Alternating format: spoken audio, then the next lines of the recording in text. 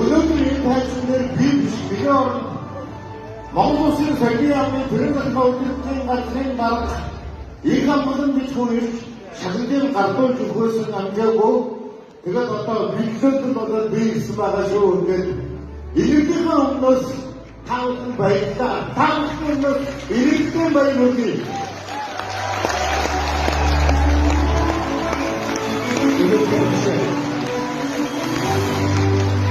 Эдмүндэ Борма авто батлуултаа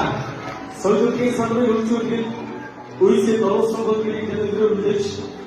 Монгол Улсын засгийн газрын шагнал